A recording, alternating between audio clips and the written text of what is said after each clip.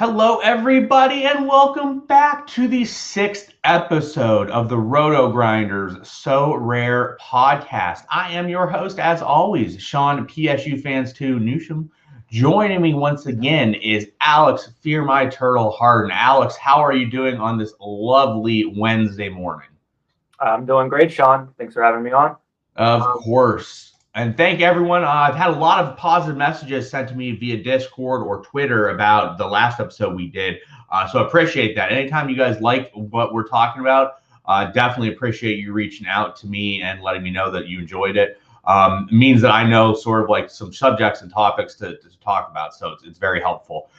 So like I talked about last week, last Monday when we recorded with AJ, we talked about like a big gallery and the decisions that he has to go through and some like high-end price point players that he thinks about and like what he's thinking about in terms of how he progresses day to day on Sorare. What we wanted to do today on Wednesday is basically pretend like we're on a budget of like one ether. And our plan is to look through the different types of cards we can get and look for bargain bins that make sense based on their scoring, based on what they provide for you. So today we're going to spend the whole episode talking about bargain buys, players that maybe you haven't seen that aren't familiar with because you don't look in certain regions. So we're going to go region by region and talk about players that are appealing for different reasons, whether it be the price, their scores, a combination of both, and give you guys ability to go out and, if you decide you want to, buy a team for under an ether that can compete and legit win cards, if not just get you thresholds. So that's what we're going to do today. So Alex, what did you find while researching these guys? And I know we talked about a bit before, like you guys will notice as we're going through things, I own a lot of these cards. The reason I own these cards is the same reason I'm telling you guys about them today. And not only do I own a lot of the rare cards, I own a lot of the super rare versions of these players. So Alex, for someone that like maybe didn't know about some of these players or wasn't as familiar, what sort of things did you notice while looking for bargains out there to prepare for this show?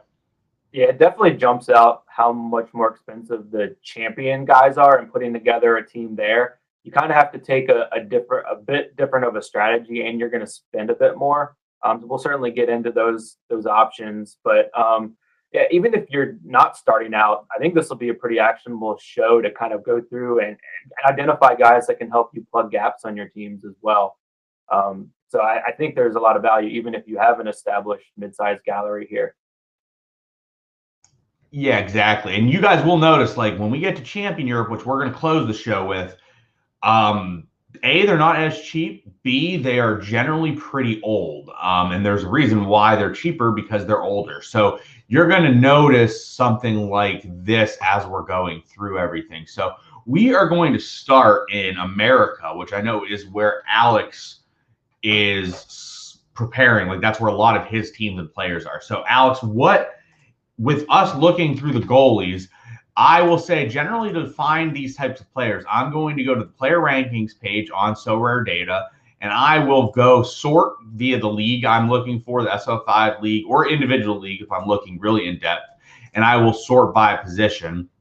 And then I like to look at a last 40 average personally. Last 15 also matters, but last 40 is just a bit bigger of a sample. Granted, some people will not have a last 40 sample, and I sort this way. So scrolling down this list, what are some of the guys that popped out to you? And then we'll reveal the person that we wrote down.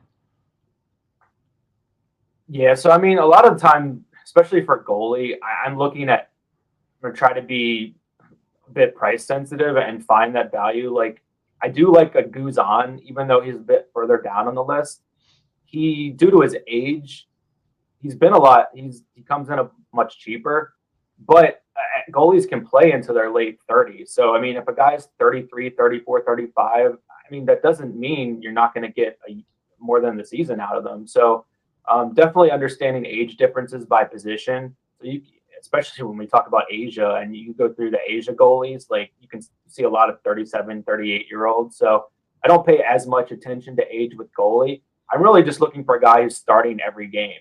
And if I'm coming in on a budget, and if I could save some in goalie and spend some more elsewhere, I certainly can do that. So we have a highlight player, but certainly you don't have to get locked in on him if you want to go a different direction. But yeah, Correct. generally I'm looking at the last 15, last 40, seeing how many games they're playing. If they are missing games, why did they miss? Was it just an injury situation, or are they getting threatened by a younger goalkeeper that the club might see as the future? So those are some of the things that kind of looking forward to identify a goalie. Correct. And looking at this sheet, we'll give you some options and then the guy that we highlighted, sort of. So the first person we're going to notice, like goalie in general and Sorare, I like to refer to it as goalies don't matter because they don't. In general, like if you just have a standalone goalie, they just don't matter.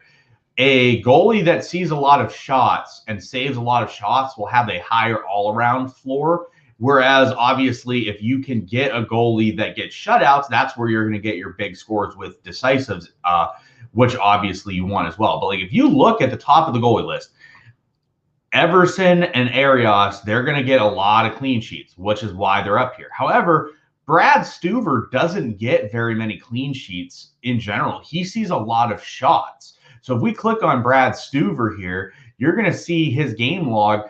Not many of these games does he get a clean sheet because he's just facing a lot of shots. These 3 games, he had very respectable scores, and he did not have a clean sheet any of these 3s. Also, you can see when Brad Stuver does get a decisive, he gets massive scores. So someone like this is really crucial that people overlook because they play guys like Everson and Arias. And as you see over the last 40, Brad Stuver has outscored Arias and Everson by a point. He is half the price of Everson, less than half the price of Everson. So if you're going on a budget, you want to look for stuff like this. Like you don't want to waste your ether on Everson or some of these other guys like Matt Turner. You don't want to really waste your ether on that. You would much rather waste it on someone like Stuver, who can get you the same expectancy. Yes, he's going to have some bad games where he concedes 3 goals, but overall, he's not going to have as many like bad games. Like you see Everson, whenever he concedes, he does not have a good game.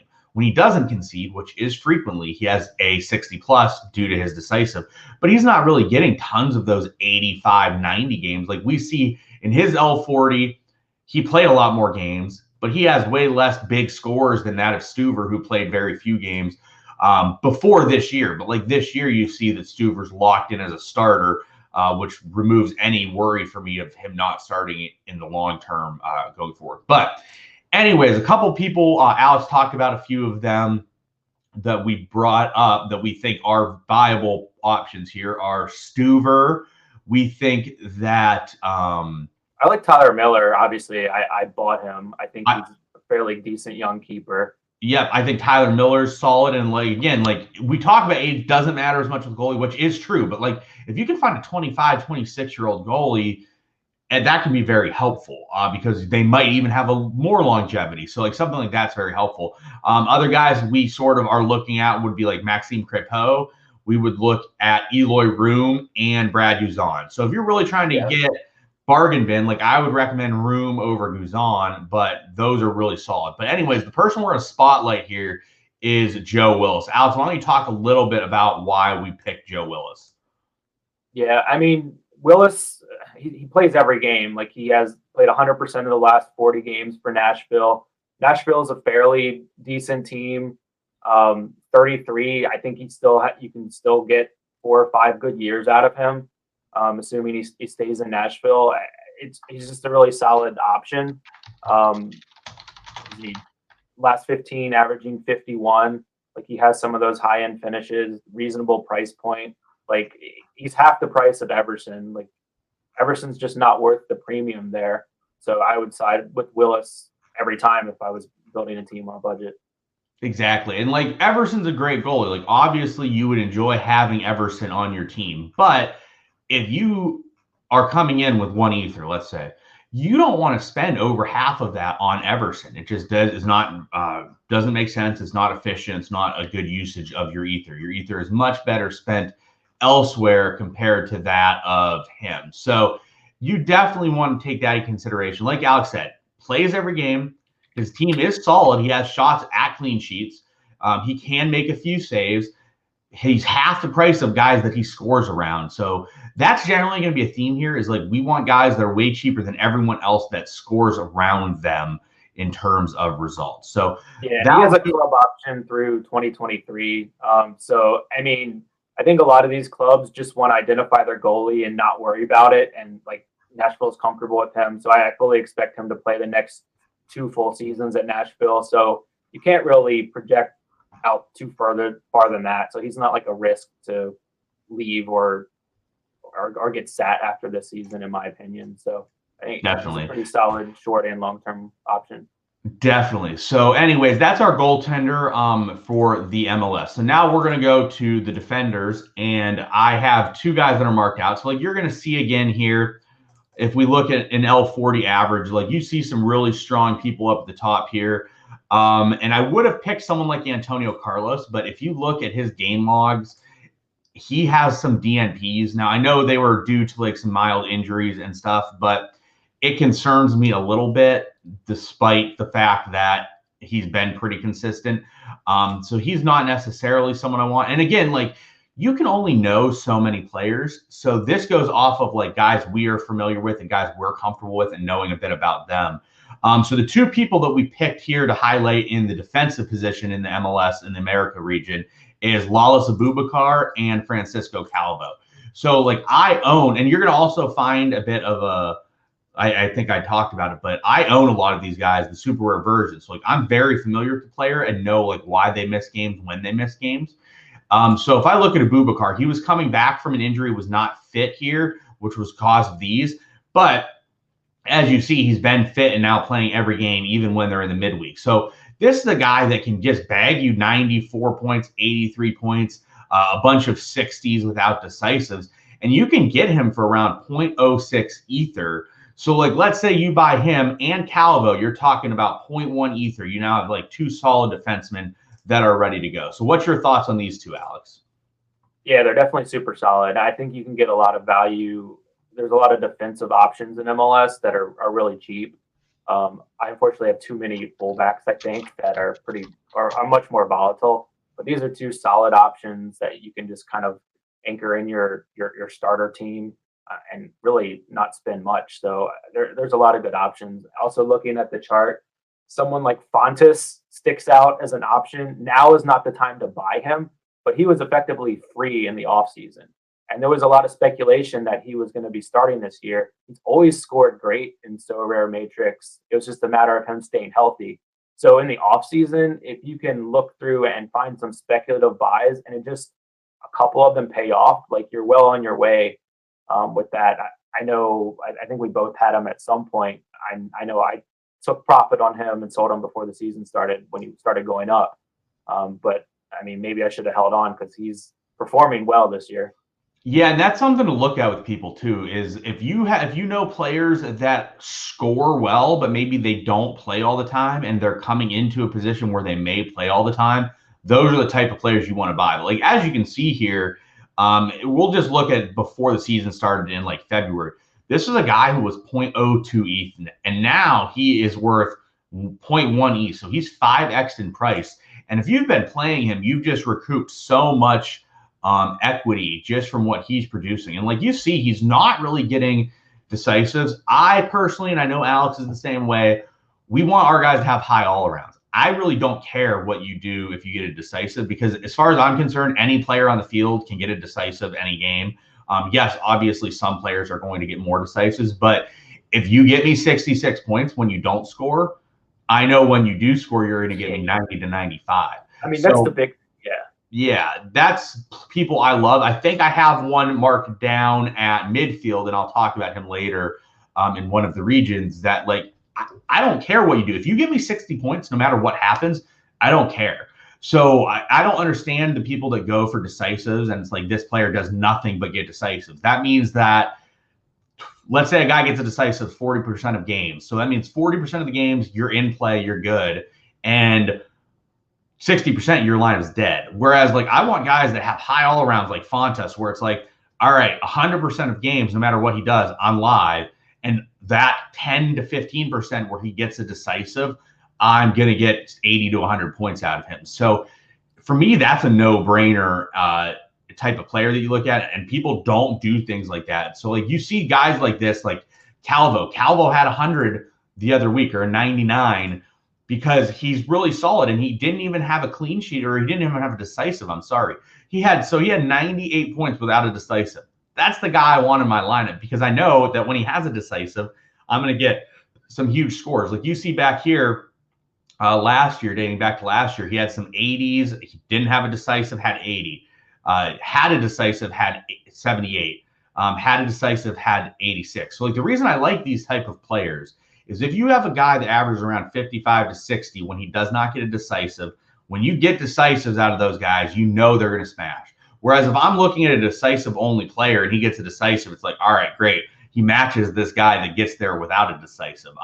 And that goes into my whole strategy most of the time too, is I prefer midfielders and defenders as well, generally.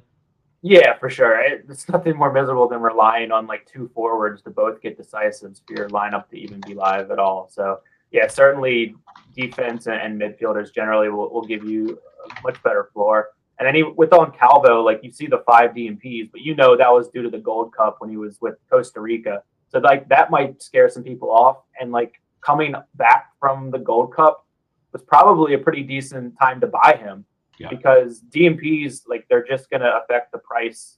That's just how the platform works, especially with only the last 5 showing on the Sorare platform itself. Yeah, and if we look back here at like around when he was in the Gold Cup, like you see, he's been trending down. He's actually even lower now than he was then. But like this goes to knowing the players. So like when you're buying a player, you need to do your due diligence to know what the deal is with him. So like, for example, people will see these 5 games and be like, oh man, this guy's a disaster.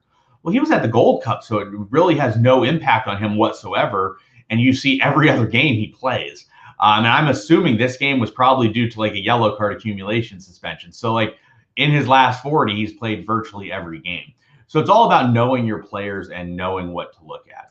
All right, Alex, what do you see with the midfield, and who did you pick out as highlights here for the midfielders? Yeah, so like I talked about earlier, if you wanted to go cheaper than Willis at goalie and spend up at midfield, like one of my favorite midfielders is Jack Price. We're not going to highlight him today, but someone like him, if you can get him like under 0.3 ETH now, I think it's a great starting point to anchor a team. So if you go low elsewhere, you could probably afford him on a 1 ETH team. Like the team we're highlighting today is 6 cards for under 0.7 ETH in Americas. So certainly, if you wanted to stretch that out to an ETH, you could splash for a Jack Price. But someone I really, really like is Alex Ring for Austin. Like he's just a phenomenal churner in the Matrix for SO5.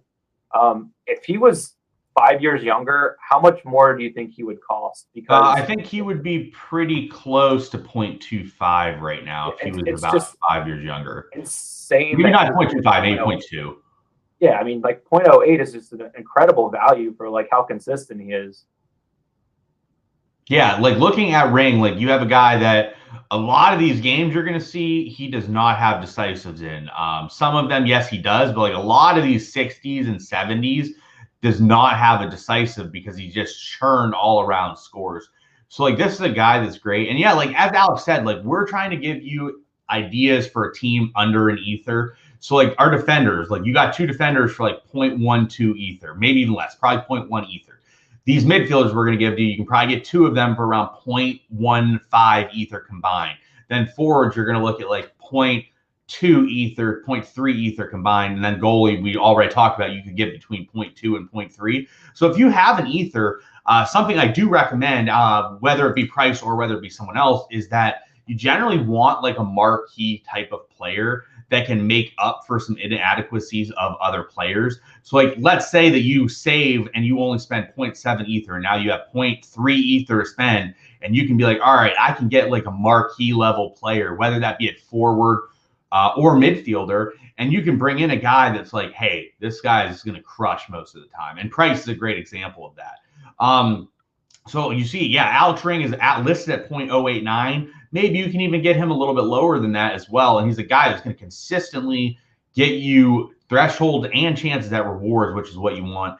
And another way that I like to think about things too is Goalies are dependent for the most part on their clean sheets, which we talked about already with Stuver, how sometimes that's not the case. But for them to get generally 60 to 70 points, you're going to need a clean sheet. You might be able to get 40 to 45 without, but generally you'll need like a clean sheet for 65, 70, 85, etc. But I like to, especially on a budget, get like 3 guys that are like consistent churners that are going to get you 55 to 60. So we just see here with Ring and the last 2 defenders we got, like I can expect a 55 or so average on all 3 of them. So the idea for me is that if they get 55 every single week, and then the forwards are generally going to be decisive dependent where they need a goal, and goalies generally need a clean sheet. If I get 355 to 60s from these 3 guys, and then I pair it with a guy who gets a decisive in goal and forward, I'm reducing what I need to happen in a week. And if that happens, I'm going to put up like 330 points before card bonuses. I'm going to get a decent reward those weeks. So that's generally what I try to do. And the person that I marked down was Pedro Santos. So Santos is a little bit older, but he's really cheap, which is why I liked him. He's 0.06. And this is a guy who's been playing some left back this year. And Alex and I have talked about it. When he plays left back, he's like a cheat code. He just gets like 65 points as a midfielder without a chance, without even a decisive. And we look at his scores, and as you can see, he's tailed off a little bit the last couple games, but they've had some tough matchups and they've really struggled as well. But you see this Santos play has been just providing really strong performances. And like this game, he played fullback, for example, and he played 60 minutes and he had 60 points in 60 minutes. If he went the whole game, you're looking at like 75 before a decisive. And this is a guy with a strong track record of really big games where he has a lot of all around, and he also has chances to get decisive. So like you see here, put up 100, had 40 all around. So like he didn't even need a decisive. He has a great game. But he gets a decisive, boom, 100. Same thing here. Similarly here, you're looking at a guy that like, if he doesn't get a decisive, hey, you're looking good. When he gets one, you really smash. So what is your thoughts on Santos? As I know we've talked about him a bit. Yeah, he's just too cheap. I mean, there are some downside. His age especially comes into play when MLS has these double game weeks.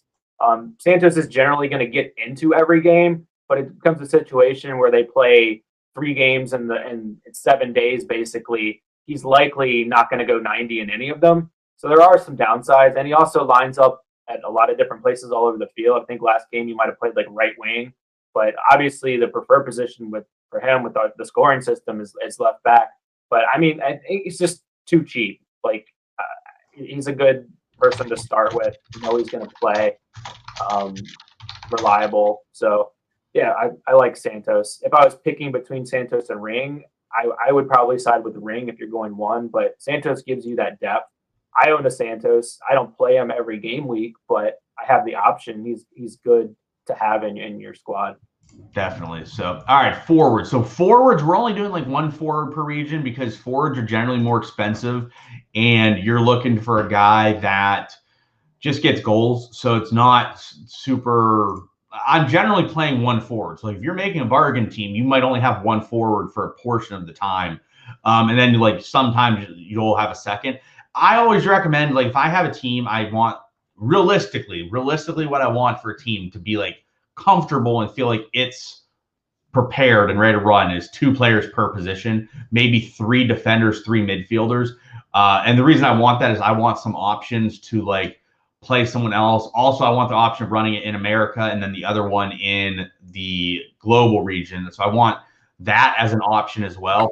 I need to have an option if someone's injured, if someone doesn't play a game that week, I need to have an option to play. But we're going to give you like 1 forward per region because generally they're more expensive, and you can find other people that make sense as well. But as you can see here, looking at the forwards, they're all generally a bit more expensive. No one's super cheap. So you're going to have to pay up a little bit for a forward despite them not being as good. Although the one that we like is cheap and should be more than what he is right now, and that is Kasper Shabilko from Philly Union. He's been relatively cold this year. He hasn't had as many decisives as he had last year. But this is a guy that scores quite a bit, and as you look at his graph, literally does not miss a game. So that means every single week you have a shot. Even when he comes off the bench, like as you see here, he generally comes in off the bench and gets like a solid chunk of the game. And as a forward, all he needs is that decisive anyways to get you there. So like this is a guy that plays every game, starts most every game, and has good chance to get you decisive. As you can see, probably about like half or 40% of the games he gets a decisive. So for me, he was the no-brainer to play at forward. Some of the other guys that I like would be Jossie Zardes for Columbus. He's injured right now, so his price might even go down, but he's a guy that has no one else behind him that can really push for playing time. So like when he's healthy, he will play. Is there any other people or thoughts on Shabilko? Yeah, Shabilko, like when you're looking for forwards, a lot of times looking to find someone whose price is in a recent decline. Like there's a lot of variance with goals, and if a guy isn't scoring goals at forward, he's likely going to have some not great recent results, and that drives the price point. Like like Casper was what, like 0.17 like 2 weeks ago is what you could find him. So he hasn't scored in like 4 games, and he drops like 40% of his price tag. Like he's still the same player. So I think with forward, you have to be sensitive when you buy them. So yeah, you can see his price tag. Like it's all over the place. And this is what generally happens with forwards is if they go through a cold run of games, their price tanks because they're not putting up good all-around scores. So people are just like, oh, this guy's not scoring. I'd much rather buy a guy that's playing every game that's out of form than buy a guy that's scoring every game and playing every game because that guy is going to be priced up. So like, yeah, you see the beginning of July, so like a month and a half ago, or even 3 weeks ago, he was double the price. There's nothing that's changed with him. He just has not been scoring. Like you see the last 5 games, which is 186, which was right towards the tail to middle of July, he hasn't scored. Oh, before that, he's scoring just fine, plenty of goals going forward. So you have to consider something like that, especially when looking at forwards. Yeah, another guy that I like is Christian Dahome for Vancouver. And like even somebody like a Sebastian Drusi, like coming over from Zenit, like I think he's too good for the MLS. Like he's a bit more expensive at 0.2. But I think there's outcomes where he becomes like one of the top tier MLS forwards, and his card is like almost at like 0.3, 0.4 comes at some point at next season. Like he's just too good for this league, and I think he's going to do well in Austin. He already has 2 decisives in his last 2 games, and he's not even fully up to speed. Exactly, and I agree with that. So, all right, moving on to Asia, and I know a lot of people do not prioritize the Asian region, which I personally feel is a mistake. There are some just elite scorers in Asia, and their price points are usually significantly less than what some other teams' price points are.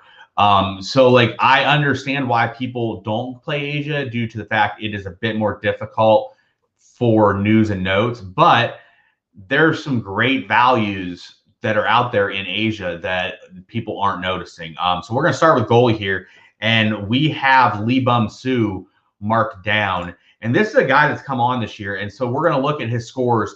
They did not play this game week because their game got canceled due to COVID situations, and these were all COVID-related cancellations, which is why he does not have these DNPs.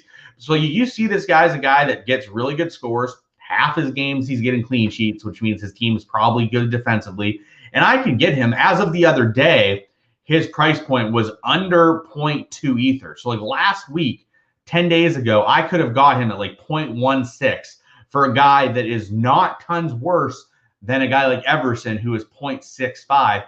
And again, that's just America. Wait till we get to champion Europe for those type of guys. So what's your thoughts on Lee Bum-Soo, and what are some of the other goalies that you considered here?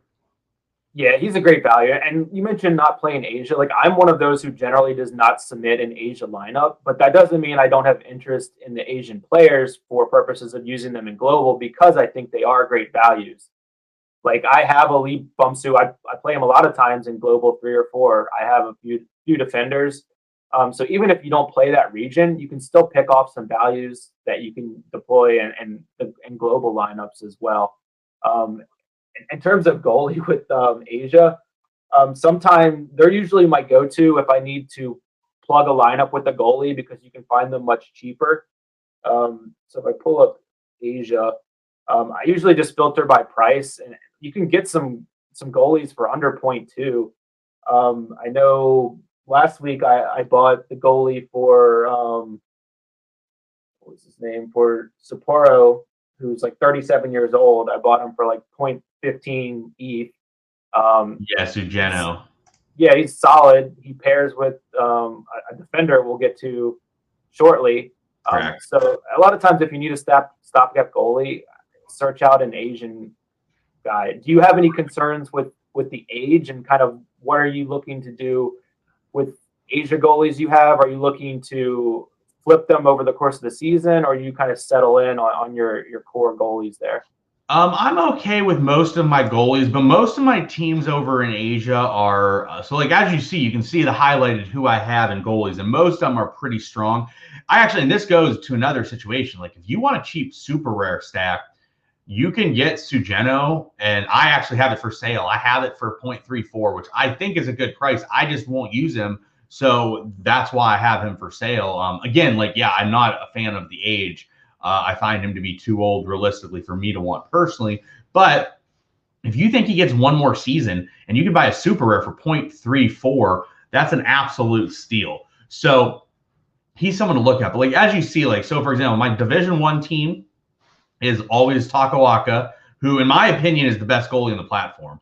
I think he's the best goalie on the platform. But like as you see, he's actually priced a bit high, but there's a reason why he's priced a bit high. He's been absolutely fantastic, and his age is fantastic as well. So he's someone that I play like week in, week out. And then I have U23 goalies. If you're looking for U23 goalies, we'll talk about it a bit when we get there. But Asia is the place to go for U23 goalies because you're playing them in U23. It makes no sense to do it elsewhere. So as you can see, I have Yuya Oki and Tanny. And then I just have a lot of these other goalies. So Jung Sung Rong is a bit old, but I have a frontal stack that I run in D3. So I generally play him quite a bit. And then I have a Gamba Osaka stack with Higuchi. And then I just have a lot of other Asian goalies that I can play as well. So I'm generally okay with my Asian goalies. But if you're looking for a discount on a goalie, you can totally come to Asia. Like we'll just took a look at Choi Young Yoon. And as you see, age, really good. They play in the Champions League. They're still in the Champions League. And he's 0.229. So this is a guy that you're going to get random midweeks for, scores relatively well a good chunk of the time, is a good age where you could get 6 to 8 years out of him, and he's 0.229.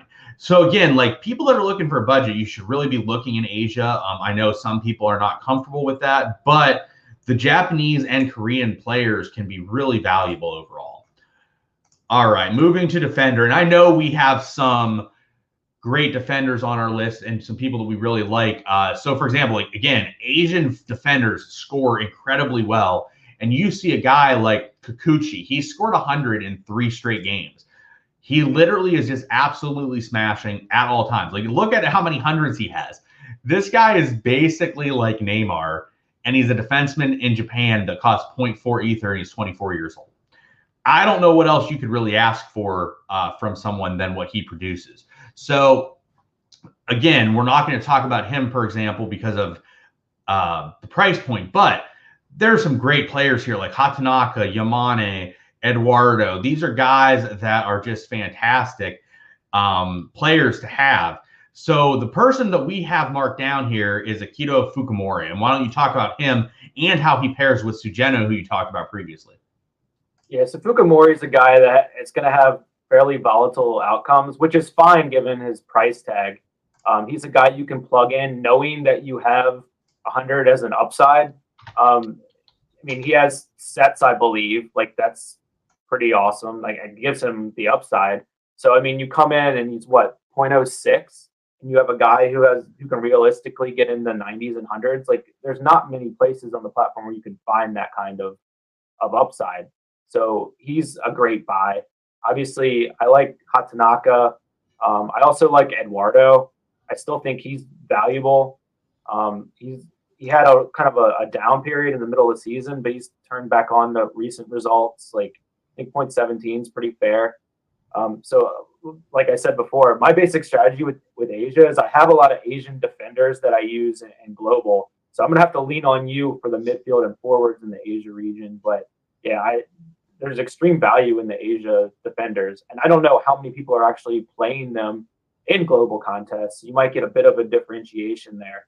People Correct. seem to focus in on building their regional teams first and then move to global. But once you have enough cards to build out multiple lineups, you're focusing on the regions a lot of times and then using some spare parts to put together a global lineup. So I think that's an interesting way to go about it. Correct. And as you see, like I own most of these guys, and Sho Sasaki is really cheap. He's like 0.1 ether. I know we didn't mention him, but like you look at Sho Sasaki, he has some great score lines and is a guy that plays consistently as well. So like this is another guy that makes a lot of sense. And then the other guy that we marked up is Navorazito for Frontale. You see that he shows up here and he's around 0.065. He's had some injury issues this year, which causes a lot of the DNPs, but they have since transferred. Kairo Matoma has gone to St. Gilloise in Belgium, and then Ao Tanaka, RIP, went to Fortuna Dusseldorf in the Bundesliga 2, which is devastating. But Rio Hatate had been like sort of deputizing as a fullback. However, he just got injured today, literally this morning. So Navorazito should be plugged in long-term as a starter, and he's going to put up similar score lines to that as Yamani. Like you look here and you see Yamani versus Navorazito, and they're similar score lines. Obviously, Yamani is slightly better, but you get a significant discount if you go for Kaihe. So that's someone else to look at. All right, moving on to midfield. So one of my favorite midfielders in Asia is a guy that is older, so that's the issue, and he's not signed on to a long-term contract, but he's 0.06 ether, and he's super consistent, and that's Osmar for FC Seoul. So if I look at Osmar, he had an injury right here. Outside of that, you just see this guy just churns 60s all the time. And if I look through here, you're not going to see very many decisives because he does not get very many decisives. When he does, you get 100 points. So this is someone that I really like on my team and someone that I've been playing quite a bit recently. And as you can see, just a super consistent churner. So like this is a guy that averages 58 points per game. Some of that's brought down a bit in some of these games, but most of these, as you saw, all of these 60 pluses doesn't have a decisive. So he has 15 or so 60 plus games in his last 40 with one decisive. And that's the type of guy that I want, especially when you're looking for thresholds. When you're looking for rewards, this is the type of guy you want. So I know you're not as involved with the Asian midfielders, but what's your thoughts looking at Osmar? No, I mean, I'm just kind of taking some notes. Like these are guys 0.06. Like get a couple of these kind of guys. You probably should be putting in an Asia lineup with these kind of guys if you have a mid-sized gallery like I do. So no, it scores exactly great. And even for someone like, let's say you have a 5 ether gallery, right? Adding players like this is incredibly valuable because it gives you flexibility. It helps you in your eventual progression to Division 3. And like you have the ability to play in Asian region, you have the ability to play global, like you have places to play these guys. So it's realistically to me a no-brainer to own these guys. Like for example, like let's say you add 5 Osmars. Well, you just paid 0.3 ether for a player that is a week in, week out plugin that you never have to worry about whether he plays or not, which is incredible. Similarly, Sho Inagaki, we have him marked down. And last night, so some of these players go up since we did our research. For example, last night, and I'll tell you why Inagaki went up. So like we did our research before this morning. So some of these players, all of them realistically that we've been talking about before we even came on have gone up in price. Inagaki had a huge game last night where he had 2 decisives and people paid for him because of that. But this is a guy, last 40 games, has played in 40 games. Every game for the most part, puts up a bunch of 50s, if not 60 to 70s, does not get tons of decisives. As of last night, his low price point on the market was 0.067. He has gone up from 0.067 to 0.09 in 24 hours, realistically 12 hours. And as you see, someone bought him at 0.075. Someone bought him at 0.9 or 0.09. So like you see 5 people bought him or 4 people bought him this morning. So one of the pluses with having guys like this is if you buy them, they're generally not going to go down very much because they play every game and they score generally pretty well. So like his price, if he goes on a run, like let's hypothetically go back to his score line. I'm sure if I look back in this area, his price was significantly higher in relation to other players than what it is right now. Now, let's hypothetically say he rattles off like 3 more 60 pluses in a row. He's probably going to be 0.15. So this is just then you have to decide if you want to give him up at that point. Correct. And then again, there might be value doing that. Yeah. Exactly. Like you run players like this. Let's say you have 5 players like this in a lineup and it costs you 0.0. Let's say it costs you 0.6 ether to have a lineup that it consists of like a midfielder like this or 2, a defender like this or 2, a forward and a goalie. You're going to print that return so fast. It's not even funny because you're going to get the threshold every single game week and you're going to get cards a lot of the time. Like you're going to get cards way more than you think you're going to get cards if you're running good players like this. That's part of the problem that people run into is they don't run good players like this, or they run like 2 or 3 guys that just blow up their team every week. If you run consistently guys like this, you're going to see yourself get rewards like every weekend, every other weekend, just all the time. And if you get, let's say in a month, you get the 0.02 threshold 5 times and you get 3 cards that are like a T3, a T2, and a T1, that pays for your entire investment for the most part. So just think about that when you're looking. And then forwards, we'll go through forwards quickly. I have marked down Everaldo. He battled COVID this year, and it's really held him back. But he's someone that has just smashed in the long run. And then the other person I marked down was Lars Veldwick. And this is a guy that, like, if you look at him and you look at Everaldo, they play every single game, 90 minutes for Veldwick every single game. So you have a chance to get a goal for 90 minutes all the time. And this is a guy that has scored plenty frequently. So you can get these guys for lower price tags. For example, like I really like Leandro Di Maio, but he rotates a lot. So having a player like him isn't ideal.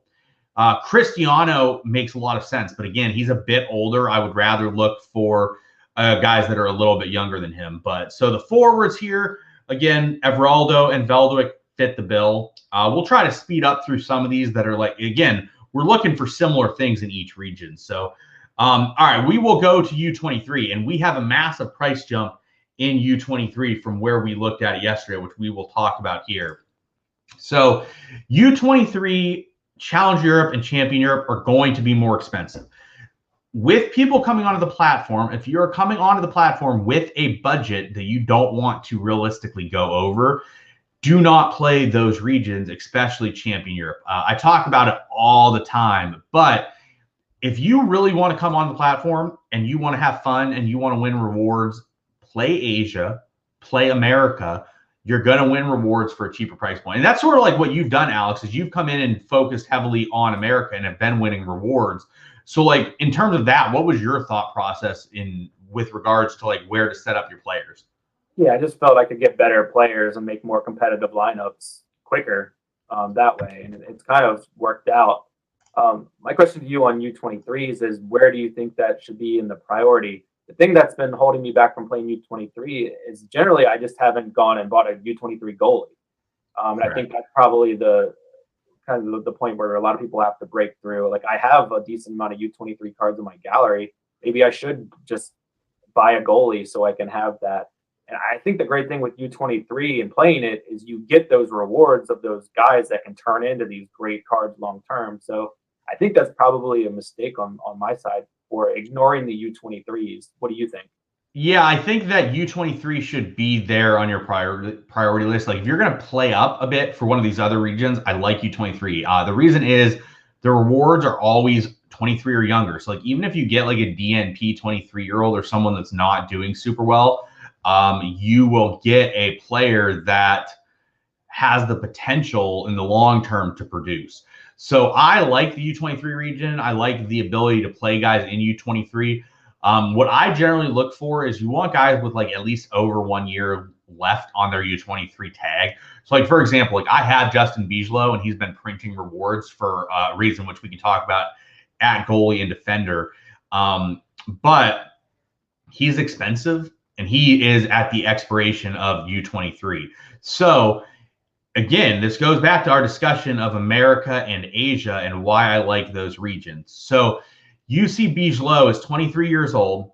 He averages a lot. So like he's been very good, but we'll use Van de Voort. Van de Voort is like an ether card. I have one, love him. He's stackable. I can get a Kosi Tanny for 0.5, half the price. I get the exact same scores realistically over the long run. So for me, Asia and America, again, is the path to U23 that makes a lot of sense. So, for example, like if I get Kosi Tanny card, I have him for like 3 more years of U23 play. That's fantastic. Van de Voort the same way. But like if I have Bijlow, I don't have very much left for U23 on Justin Bijlow, whereas I have years left on Tanny. One of my favorite is Yuya Oki, but Tanny is the person that we mark down here. So he's on loan this year from Gamba Osaka. The idea is long-term he'll be the Gamba Osaka #1, and he is the starting goaltender for the Olympic team. So that says that he is the top young goalie in Japan. So for me, I really like him. But one of the things that is interesting with U23, and we talk about it, is like generally you want to stack goalies in general in regions. A lot of the U23 goalies there might not be good stackable pieces with. Now, Justin Bijlow has Tyrell Malaysia that you can stack with him. Van de Voort has, realistically, like I think Lukumi is going to transfer, so I won't say him, but he's going to have either Cuesta, he's going to have Mujahid, or he's going to have Mark McKenzie, all of which are to under 23. I think Cuesta is the most locked in guy that will play. So like you can stack him. You can stack Yuya Oki, which has been one of my favorite stacks. We can look at my cards and see what I've won with Yuya Oki thus far this year, and see my rewards with that card. So like you can stack these guys, which provides some value. So we marked down Tanny. The reason we did, his team's decent. He scores pretty well. He's the best young goalie they have. But like, for example, you can go down and play Keisuke Osako and pay not very much for him. And for example, let's say you want Asian goalie. You can just buy Osako and get coverage for Asia and U23, which can be valuable. Do you look at stuff with that with U23 players of like, hey, I could use a U23 defender, but I also could use an Asian defender. I wonder if I should get a defender there that that can sort of cover both regions. Yeah, not since I haven't played U23, I haven't really, but I assume once I kind of make the leap into it, I will. With U23, I guess my question back to you, are you planning out your lineup, or are you just kind of cobbling together U23s from various divisions that you're not using that week? Like where does it fall in the U23s? So I plan out my lineup because I have stacks that make sense. So I have a Yuya Oki and Machida stack, which we'll talk about in a minute, for U23 that has just been an absolute printer. So you see, I bought him in the end of April. I did pay a lot for him. I probably paid too much for him at the time because I got the 1 of 10, but I wanted to lock this down and make it happen. As you see, I have won a lot of rewards by playing him, not only in Division 2, but also in Champion Asia. So you see, this is a guy that I have 4 fourth place finishes with in Division 2 of U23. And if I look at this week, I'm in a really good position to get another podium in U23 with this stack of Machida and Oki. So I prioritize my lineups, but it's not as correlated as other regions because it just cannot be. So I'm going to segue that right into our defenders. So again, we have a big price hike, and I'll show you what we're talking about. So as of last week, the second best U23 defender was Koki Machida, as you see here. This is a guy that absolutely smashes. And when I click on his card, all of his missed games were a result of the Olympics. Every other game he realistically plays. So this is a guy who I've actually been telling people, like, hey, I don't understand why you don't have one. And Bobby Perez on Discord, if you guys talk to him, he had Ashraf Hakimi. I'm like, hey, that card is ridiculously overpriced and overrated. You should just sell him, dump him, and improve your team. So 2 weeks ago, he went and bought Machida for, as you're going to see, 0.15, 0.14, 0.16, 0.105. I'm pretty sure he got one of these. So as of last week, Koki Machida was 0.105. Some of these buys have been because I've been telling people, like, hey, I don't understand why you're not buying Machida. He smashes in his U23 defender. And so now, as you see, the lowest offer is 0.25. He's been selling at 0.15, 0.183. So he's gone up quite a bit, and he just smashes. But so Bobby Perez got a star rare in U23, I believe, last week because he bought the Machida card. Or no, he got this because of Global. So he got a T1 in Global because he ran Machida in Global, and he had like 70 points. And he also went and bought another player that we will talk about in a minute as a super rare that went and got him a podium, I believe, in U23 that got him a star rare. So basically, he paid for like 2x what Hakimi was worth in 1 week by just selling Hakimi and spending half of that money on players that are better than him. So again, people are going to look at this. Like, you'll look, Machida, we look at him, he was selling for 0.11. And we look at a guy like Ashraf Hakimi, who I have to scroll down to even find him.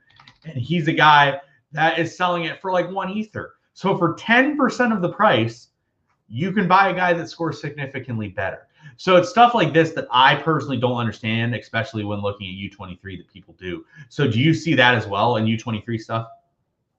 Yeah, it's just a huge gap there. Yeah, it seems like a no-brainer. Like, if you just need that guy for something that's not region specific, I'm like Hakeem, like someone like this it just illustrates how overpriced the Champion Europe guys are. I mean, I get it. I mean, people want to play the guys from the big teams, so I mean, it's kind of always going to be like that. I think. I do too, definitely. And the other person that we marked down here is Angulo for Atlas. As you see, the last 15, he's the best player in the U23 region. He missed games due to the Olympics right here. As you see, again, guy that really produces well, that is significantly cheaper than some of these other guys. So going to midfielder, the person that Bobby Perez picked up was Daike Matsuoka and his super rare. Now, Matsuoka, I love him. I have his rare, super rare, and unique. So this is a guy that I'm heavily invested in. I think his unique is incredibly mispriced. I think that his midfield or his super rare is incredibly mispriced. I just think that he's a really strong player. Now, when I look at him, he doesn't smash. This isn't a guy you're buying to get 90 points all the time, but he plays 90 minutes every single game. Like, if you look through here, you're just going to see unlimited 90s. And he does generally pretty well. Like, generally, he picks up enough defensive stats that he's going to get you into the 50-ish range. So from a U23 standpoint, if you can put him in a lineup and he has, let's say, 56 points, that's great. That's awesome. But, like, the key to him is that he is not going to ever miss a game. And he just transferred to Shimizu S-Pulse. But, like, this guy's been starting every game since he was, like, 17. He was playing for Sega and Tosu. And as you can see, he's improved from where he was back at the earlier part of his career to where he is sort of like now in this part. So this is a guy that I think has improved his scoring a bit. And I think that this is a guy that's going to average like 50-ish points per game. Not flashy. I don't like flashy guys in Sorare. I want guys that, like, hey, you got me 55 points every single week. I like you. I don't want to be like, oh, hey, you got me 70 and then you got me 20. Like, I don't want guys like that. So he's someone I've looked at. Have you looked into Matsuoka at all? Yeah, I mean, I like the age on him, obviously. Yes. It seems to be like a big upside with him. Correct. And then the other midfielder that we marked down is Ibrahim Sangare. And this is a guy that I've had a while. And as we talk about, right, like we talked about Kosi Tanny. I just sold his super rare, but I had his super rare. And that's because I stacked Oki, so it works better for me. We talked about Machida. I own his rare and super rare. We talked about Angulo. I own his rare. We talked about Sangare. I own his super rare. We talked about Matsuoka. I own his super rare, his rare, and unique. All of these guys are guys I'm invested in, just so everyone is like understands that like I think a lot of these guys for reasons I have. So Sangare, as you see, he has an L40 of 57. He's a guy that just goes out there and consistently puts up major games. This game, for example, he subbed on. They were resting him for the midweek because of Europa League implications and all of that, and Champions League. But like this is a guy that just consistently, like, look how many 65 to 70s he has without a decisive. So someone like this is a guy I like. Now, Alex, do you like guys? I know we talked about it, and I know you do like them, but like, what is your thoughts on a guy like this, for example, compared to a guy that is more of a decisive-based player that if they don't get a decisive, that they're not as good? So, like, for example, we'll use Barco as an example. So, like, what's your thoughts on a guy like Sangare compared to a guy like Barco who's decisive reliant? I just don't want to pay the premium for decisives. So, like, I just think at the relative price points, like, I have a better feeling with Sangare long term than I do with Barco. It seems like the Barco situation could change at any time. We've seen him go through ups and downs. It is a bummer for PSV. They didn't make the Champions League. They miraculously could not score against Benfica yesterday. But again, didn't matter. Sangare got 70. Yeah, I mean, he's a great churner. I just think there's more of a sample to pull from with him. I would feel better with someone like Sangare than Barco. Do you agree, or do you think there's a case to be made for Barco? No, I think if there's a cheaper discount, like if you get someone like Barco for really cheap, I think there's some merit to it. But I think, for example, if you're paying the same price or you have to pay more for the decisive reliant people, I don't want them ever. I want the guys that are churners. And like, again, like as you see, Veerman, churner. Lakogna, churner. Szymanski, churner. Harawi, churner. Like all of these guys are great all-around guys. And then you look at a guy like Vlasic, he's really struggled recently. This was a guy that was a majorly expensive card last year. But as you see, he's not getting as many decisives recently, and he's really been struggling to produce. So I don't want a guy like this. Like all of these weeks, effectively, he's tanked your lineup. He's just killed it. Whereas like Sangare gets you 55, 60, you're in play every single time. Like if Vlasic would come down in price to like 0.25 or something, but generally someone like him is going to hold value stronger even during the downside. So like, you just got to be price sensitive. And like you see Vlasic is selling still above that of like doubled or half the 50% more the price of like a guy like Sangare is where Vlasic's priced at right now.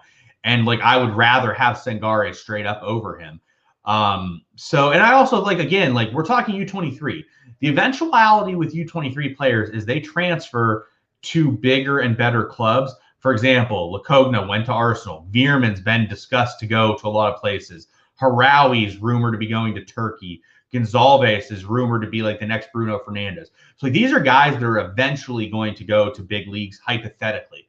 I want a guy that if he goes to a big league, he's going to probably maintain his score rate compared to a guy that is like a score point dependent player that if they go to a big league, they might take a step back in decisives because then you're really in a bad shape in that situation. So yeah, it seems like there's a smoother transition going to a big club, at least from like the fantasy scoring aspect. Like if you're playing like central midfield or on the back line, like if you transfer into a bigger club and you're like a winger, a lot of times you're going to be like, they probably have a stable of good wingers. A lot of times you're going to be rotated in, the minutes won't be as secure. Whereas a lot of times these central mids, like Lokanga we'll get to later on, like they come in and they're kind of more stable of an asset. Correct. So, all right, going quickly through the forwards. Again, like U23 forwards, you are going to pay for U23 forward. It just is the way it is. Like you see Noah Lang, Mbappe obviously doesn't really count because this isn't where you'd be buying him for, but you might play him here. Donnie Malin, he's pretty much useless right now. Like, if you look at Donnie Malin, like, this guy's going for ETH, and he could be great, but he's probably a guy, as you see here, that is going to take a step back from what he was doing due to the step up in competition. So, like, I wouldn't recommend buying a guy like him. So, for me, a person that I marked down, and I don't think that any of these guys are the best. Like, if I could pick someone, like, I kind of like Cody Gakpo a little bit. I think he could have a pretty strong year, but I marked down Zion Fleming and then Diego Rossi. I think Rossi's been really cold this year, which has caused his price to be cheap. But again, like, as you see, there's not anything you're getting for cheap here. So you're not getting discounts at U23 forwards at all.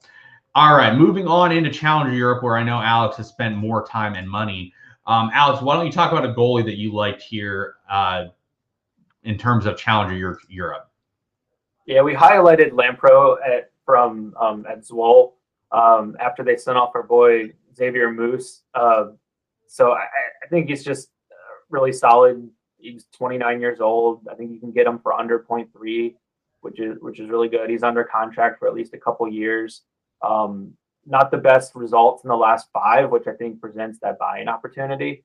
If his L5 was 45 instead of 35, like, I think he probably would be like 0.33, 0.34. So you're getting a bit of a discount just due to recent results. Anything to add on him?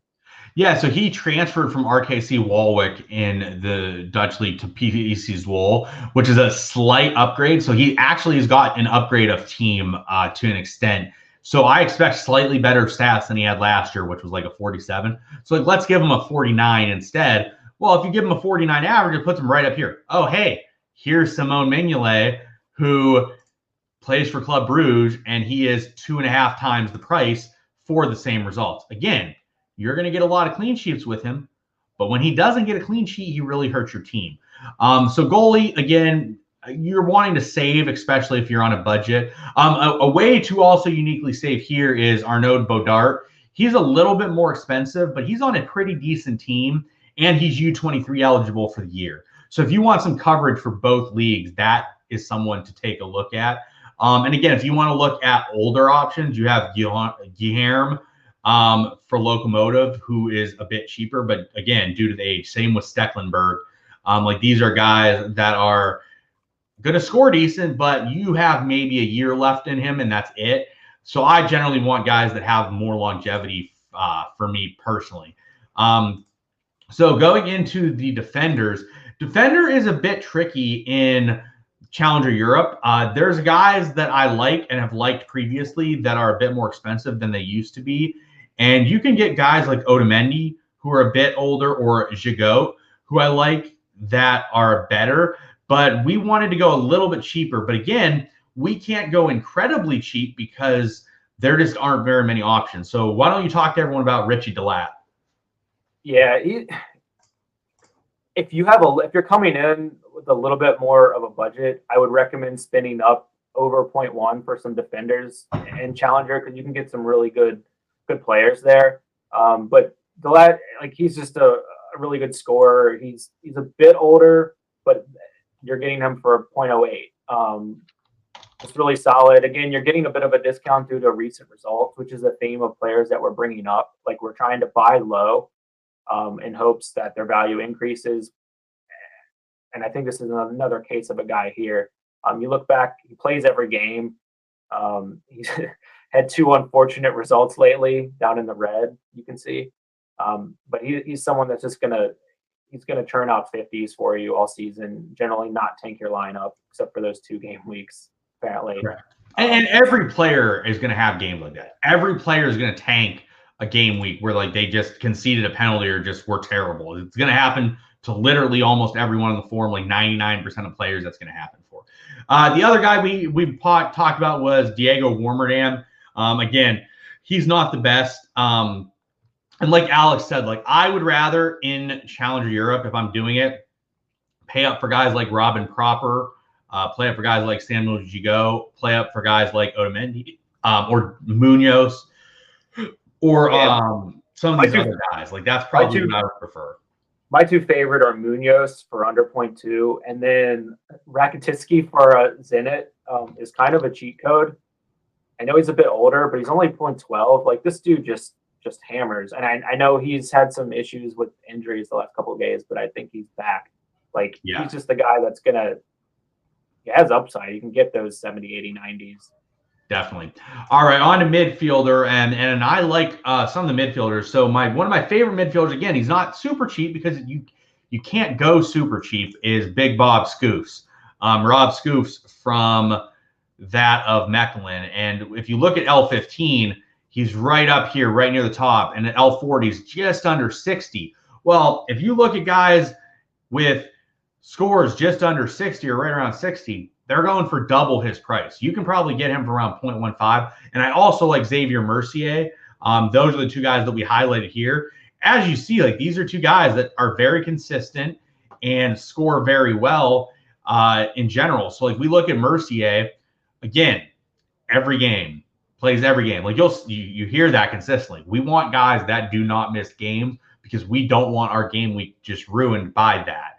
So we want Mercier. We want Rob Scoofs because these guys play every game and score really well. So, like, Rob Scoofs, you see last week he put up a 90, had a really good game. Like, some of these other games where he's put up a decisive, you see when he gets decisives, 90, 78, 7, 100, 79. Like, these are the scores, 80, 88. Every time he puts up a decisive, he's not putting up 60. He's putting up 80s. And that's what you want for guys. So, like, yeah, I also like him because he's 27. He's under contract through 2024. And I doubt he's a transfer candidate to a big club. Like, so this is a guy who's just kind of planted in the Belgium league, and you can rely on him moving forward. Yeah, exactly. So, like, I think that these are guys that you want to take a look at. And again, like, if you're spending, and you're going to spend it forward, you're going to spend a goalie, they're not cheap. That's just the way it is. So you're going to have to spend a little bit there. But if you can squeeze out 0.15 ether and buy Bob Scoofs, or 0.115 ether and buy Mercier, you see they're getting the scores of these other guys that are 0.5, 0.6 ether. It can be huge compared to, let's say, buying someone down here like Luis Gustavo, who's 0.05. If you can pay double his price, you're going to get a guy that's much more consistent, that's putting up much better score lines on a consistent basis. So that's something to take a look at. And I know we also have our boy, but he's gone up in price, Steph Peters. So Peters is good age. We don't expect him to transfer to a big league. Plays every game, takes set pieces, has upside, scores really well.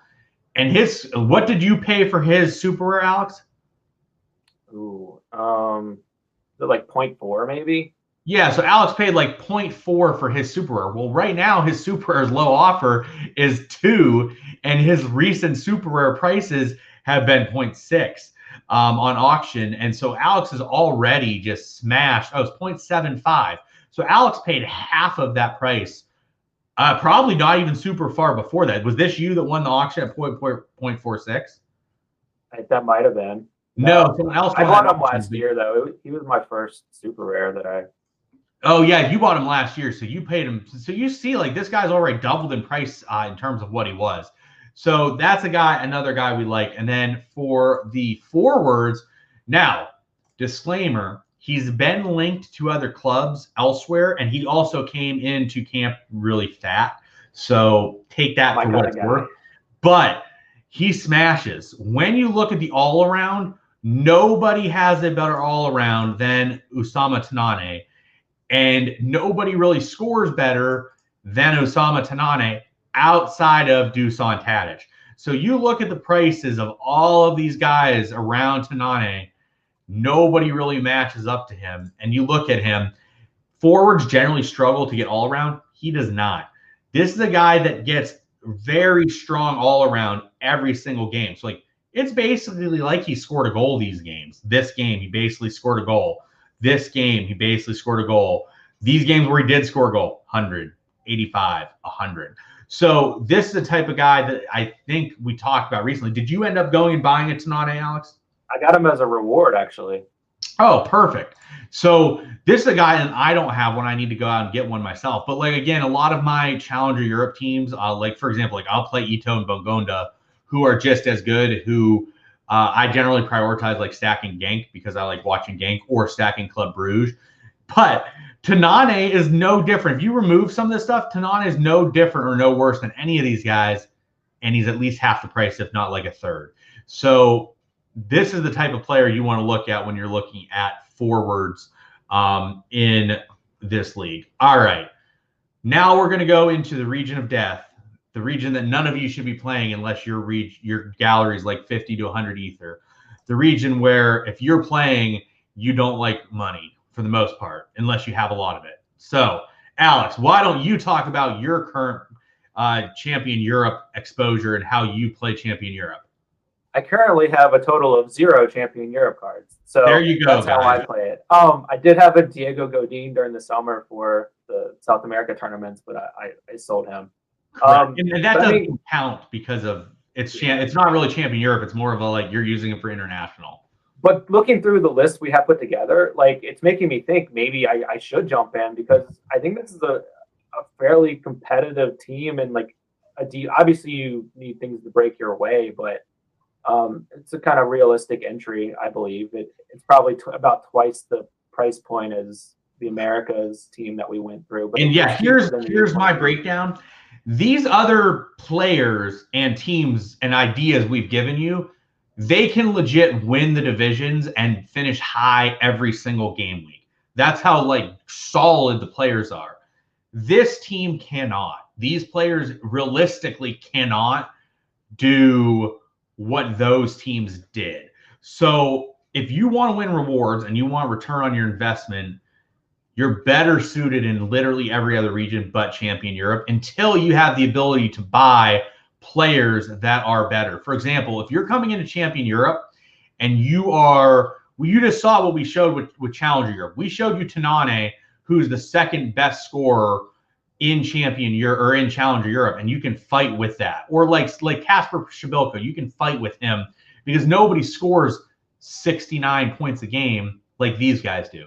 So if you're coming into Champion Europe and you're fighting Neymar week in, week out with the guy that we will mention, you're not going to have much success. Yes, if things break correctly for you, it can work out. But again, the people we're going to talk about here are going to be somewhat competitive, but they're also very old and they're not going to have much more longevity in their career. So starting at goalkeeper, you're going to see that all of these goalkeepers for the most part are very expensive, except for if someone's old. So the person we highlighted here is Samir Handanovic. As you see, he scores as well as everyone else around him, yet is like a third or 25% of the price. So like he's a guy that I like in Champion Europe to play. However, he's 37 years old. I don't know if he's going to give me much more than this year, which I generally want. Like, for example, Mike Magnon, he's going to give me 6 years of Champion Europe play compared to Handanovic that's going to give me 1. So it's definitely something to consider. And Alex, is there any other goalies that like interested you at all, or were you just sort of like, this is way too expensive? Yeah, pretty much that. If I was going to spend that on a goalie, I would go to the U23 route and grab one of the Asian goalies. My question to you is, like, if you're coming in and you're building like this lineup that we're going through, do you need an exit strategy on Handanovic, knowing that he's 37? They have like a 24-year-old in waiting. Like, this might be his last season. Do you need to go in this year knowing that you need to sell him at some point? And then yeah. So my exit strategy is that you just ride him into the ground. That's your exit strategy. You're not selling him realistically. You're riding him until he's dead and getting whatever you can out of it. So, like, if you are buying guys like this, you need to be certain that you can recoup your investment this year on them plus some, because they're not going to give you the longevity that you're going to get out of other players, which is part of the problem, especially when you're looking at paying 0.45 at goalie. Can you recoup, let's say, 2 ether effectively with him in lineups? It's going to be tough in Champion Europe. Whereas like these other teams we're talking about, like 0.5 ether, I'm positive you're going to recoup well over 0.5 ether this year on a team like that. So yeah. just to think about. All right, so defender, let's move over to defender. And we marked down, again, 2 really old players, but these guys can compete right now. That is Diego Godin and Jose Font for Lille. So why don't you talk about the 2 old guys here? Yeah, so I mean, this is another thing where age isn't as much of a factor. They both play center back. Like, you can play center back into your late 30s. Like, they're going to play generally every game. Like, they seem pretty fit. Like, Godin's always an aerial threat, so you have that upside. If if they score some goals, potential Godin could be involved. And they're both under 0.1. So, like, you're getting playable pieces in Champion Europe for 0.01 who play every game. Like, you can't really ask for more than that in this region. Yeah, no, 100%. And that's like, these guys can compete. You're going to see these guys will compete. The midfielders not as much, and the forward not as much, which again is part of the issues that you really need those guys to compete. So midfielder, we do have someone that can compete, again, older in age, and that is Juan Cuadrado. But you're paying 0.275 ether. However, he can somewhat compete with most of the decent guys in Champion Asia. And then the other person we marked down was Sambi Lacona. The reason we marked him is because he's 21. He started the first 2 games for Arsenal. Those 2 games were not great score-wise. The first one was okay. The second one was not great. If he has the ability to maintain his scoring, which he does have that ability due to him being like a defensive midfielder, he can be a massive steal in Champion Europe. Like, for example, if he stays at an L40 at 21 years old, I think you're talking about like a 0.75 player right now. So I think the reward on him is good, worth the risk. Yeah. So I would recommend picking him up. The other guys, I can't necessarily say I want to recommend them. Yeah, looking through our Champion Europe list, like, Lukanga stood out to me as like a pretty decent like standalone buy. Like, you don't even have to play Champion Europe to want to buy him, just Correct. Because I think at 0.21, like, he has a lot of upside for growth on that price point. So you can almost buy him like as an investment and then play him occasionally as you see fit in global. But like, he's someone who stood out to me where I wouldn't mind buying his card now with the anticipation that it goes up. I think he's going to have a solid role with Arsenal after watching their first 2 games. Like, he's going to have chances to duplicate what he did at Anderlecht. And I really like him. So, Alex, here's a question. By the time this show comes out, will you own one? No. Okay. I suck too many other holes, but okay. I'd consider it. Yeah, and like, yeah, totally. Like, I think he's a guy that you don't need to have for Champion Europe, and he's just a good player to buy that has good ability upwise. Like, part of the reason why is I don't think he's at his bottom necessarily. I think if he goes another 3 or 4 games and you get that last 5 all with Arsenal and he hasn't had a score point yet, Correct. I think he could drop down to like 0.15 and 0.16. If he gets down to 0.15, that's going to be like an auto buy.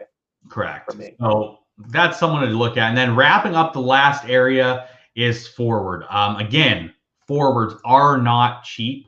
The guy that we have marked down is Carl Toko Ekambi. You see his price point compared to everybody else. Another option is Leon Bailey.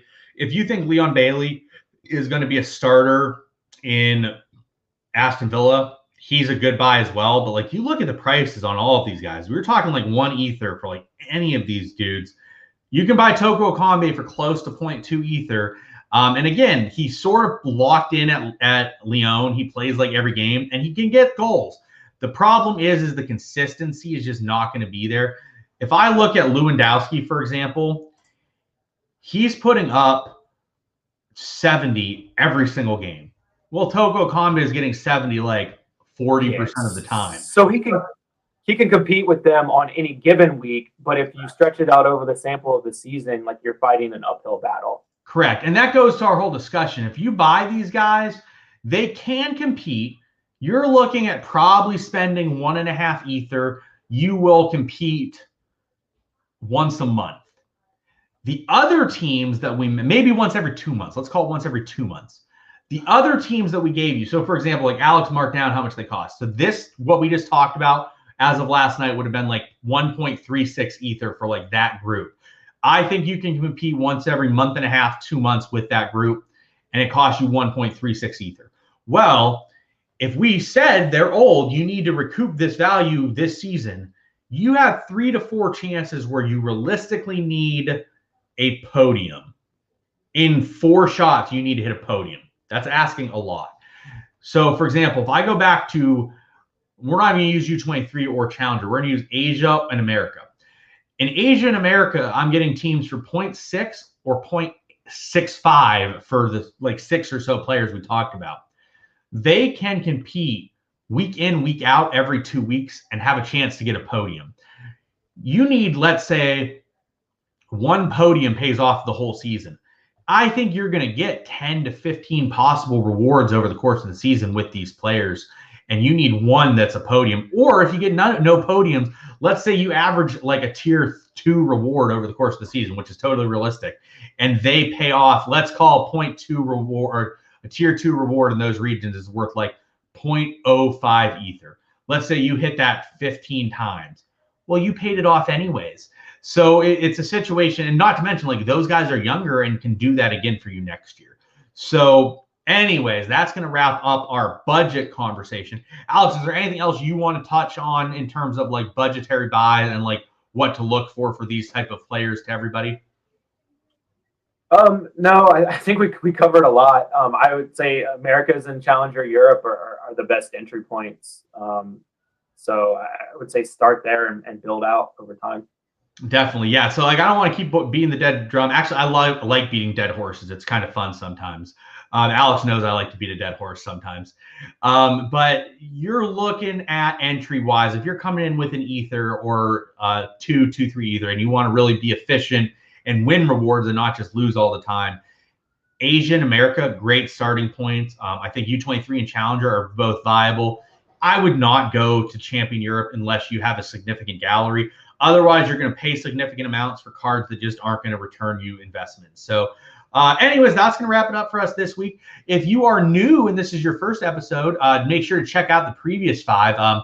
They've all been really solid. I think I had a lot of positives on yesterday's.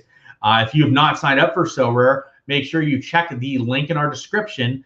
And once you win 5 cards at auction, you will receive a limited card as a reward for free. So make sure you use our link to sign up via that. And we will be back next week. We have a couple more episodes next week. So that's going to wrap it up for us today. Good luck to everyone this upcoming game week and the current one going. For Alex, I am Sean. We will see you next week.